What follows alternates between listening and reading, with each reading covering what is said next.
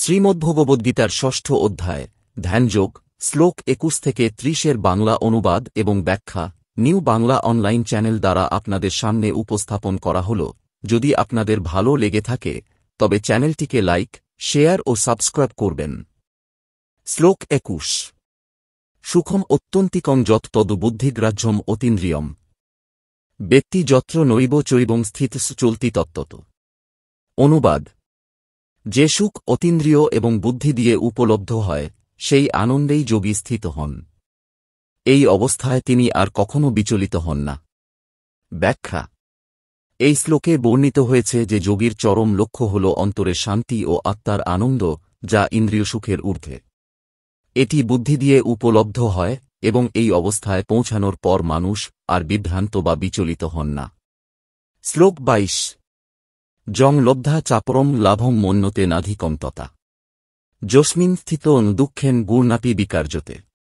অনুবাদ: যে স্থিতি লাভ করে মানুষ আর কিছুই শ্রেষ্ঠ মনে করে না এবং কোনো গুরুতর দুঃখ তাকে বিচলিত করতে পারে না। ব্যাখ্যা: এই শ্লোকটি যোগীর স্থিতি ও আত্মতৃপ্তি বর্ণনা করছে। একবার এই অবস্থায় পৌঁছালে ইন্দ্রিয়গত দুঃখ সুখ বা পার্থিব ক্ষতিতে প্রভাবিত হয় না। শ্লোক ২৩।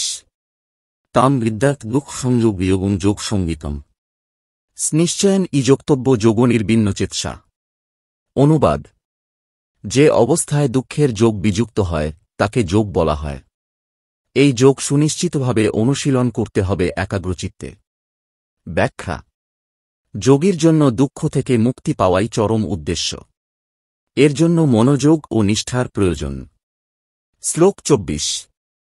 সংকল্প প্রভবান কামাংস্তক্তা সর্বান শেষত মনসৈব ইন্দ্রিয়গ্রামং বিনিয়ম্য সমন্তত। অনুবাদ: সকল ইচ্ছা ও বাসনা যা সংকল্পের দ্বারা উদ্ভূত হয় সেগুলিকে সম্পূর্ণরূপে ত্যাগ করে মন দ্বারা ইন্দ্রিয়গুলিকে সর্বদা নিয়ন্ত্রণে রাখতে হবে। ব্যাখ্যা: এই শ্লোকে শ্রীকৃষ্ণ নির্দেশ করছেন যে যোগীর উচিত ইন্দ্রিয়ের বাসনা ও আকাঙ্ক্ষাকে বর্জন করে মনকে স্থির করা। আত্মার সাথে সংযোগ স্থাপনের জন্য ইন্দ্রিয়ের নিয়ন্ত্রণ অপরিহার্য। শ্লোক ২৫। শনৈ শনৈরুপরমেদ বুদ্ধা ধৃতি গৃহীতয়া আত্মসংস্থিতম মনকৃত্যানু কিঞ্চিৎপি চিন্তয়েৎ। অনুবাদ: ধীরে ধীরে ধৈর্য ও বুদ্ধির সাহায্যে মনকে সংযত করে আত্মায় স্থাপন করতে হবে এবং এরপর আর কিছু চিন্তা করা যাবে না। ব্যাখ্যা: এই শ্লোকটি ধৈর্যশীল এবং ক্রমাগত অনুশীলনের গুরুত্ব তুলে ধরে। মনকে ধীরে ধীরে আত্মার দিকে টেনে আনা এবং অন্যান্য বিষয় থেকে মুক্তি দেওয়া হল যোগীর সাধনার মূলমন্ত্র। শ্লোক ২৬। যত যত নিশ্চরতি মনশ্চঞ্চলমস্থিরম ততস্তত নিয়মৈতদ আত্মন্যেব বশংনয়েৎ। অনুবাদ: যখনই চঞ্চল মন ভ্রষ্ট হয় তখনই তাকে নিয়ন্ত্রণ করে আত্মায় স্থিত করতে হবে। ব্যাখ্যা: যোগীর প্রধান কাজ হল চঞ্চল মনের উপর নিয়ন্ত্রণ স্থাপন। এটি ধৈর্য এবং পুনরাবৃত্তির মাধ্যমে সম্ভব। শ্লোক ২৭। প্রশান্তমনসং হ্যানং যোগিনং সুখমুত্তমম উপৈতি শান্তর্যসং ব্রহ্মভূতম কল্মষম।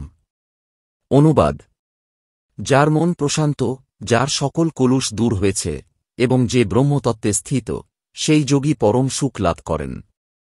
ব্যাখ্যা: প্রশান্তি ও ব্রহ্মজ্ঞান যোগীর আত্মতৃপ্তির উৎস।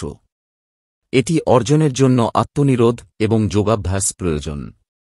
শ্লোক ২৮। যুঞ্জন্যেবং সদাত্মানং যোগী বিগত কল্মষ সুখেন ব্রহ্মসংস্পর্শমত্যন্তং সুখমশ্নুতে। অনুবাদ: যে যোগী আত্মার সাথে যুক্ত, যার পাপ দূর হয়েছে, সে ব্রহ্ম সংস্পর্শ থেকে পরম সুখ লাভ করে। ব্যাখ্যা: যোগীর ব্রহ্মের সাথে একাত্ম হওয়ার ফলস্বরূপ তিনি অতীন্দ্রিয় সুখ অনুভব করেন। শ্লোক ২৯। সর্বভূতস্থিতং যো মাং সর্বভূতানিচ মৈস্থিতম ইক্ষতে যোগযুক্তাত্মা সর্বত্র সমদর্শন। অনুবাদ: যে যোগী সর্বত্র ভগবানের উপস্থিতি অনুভব করে এবং সকল জীবকে সমভাবে দেখে, সে সমদর্শী হয়। ব্যাখ্যা: যোগীর দৃষ্টিতে আত্মা সর্বত্র বিরাজমান। এই দৃষ্টিভঙ্গি তাকে অহংবোধ থেকে মুক্ত করে। শ্লোক ৩০। যো মাং পশ্যতি সর্বত্র সর্বং চু ময়ি পশ্যতি তস্যাহং প্রণশামি স্মেন প্রণশ্যতি। অনুবাদ। যে সর্বত্র আমাকে দেখে এবং সকল কিছুতে আমাকে অনুভব করে, তার সাথে আমি এবং সে আমার সাথে সর্বদা যুক্ত। ব্যাখ্যা। এই শ্লোকটি ভগবান ও ভক্তের অটুট সম্পর্কের কথা বলে। এটি যোগীর আত্মার একাত্মতার চূড়ান্ত অবস্থাকে বোঝায়। উপসংহার। এই শ্লোকগুলিতে শ্রীকৃষ্ণ যোগীর জন্য আত্মসংযম, ইন্দ্রিয় নিয়ন্ত্রণ এবং সর্বোচ্চ অবস্থায় পৌঁছানোর উপায় বর্ণনা করেছেন। এটি ধৈর্য, নিষ্ঠা এবং আধ্যাত্মিকতার মাধ্যমে সম্ভব। দেখা হচ্ছে শ্রীমদ্ভাগবত গীতার পরবর্তী ভিডিওতে। তাই ভালো থাকবেন, সুস্থ থাকবেন আর দেখতে থাকবেন নিউ বাংলা অনলাইন চ্যানেল।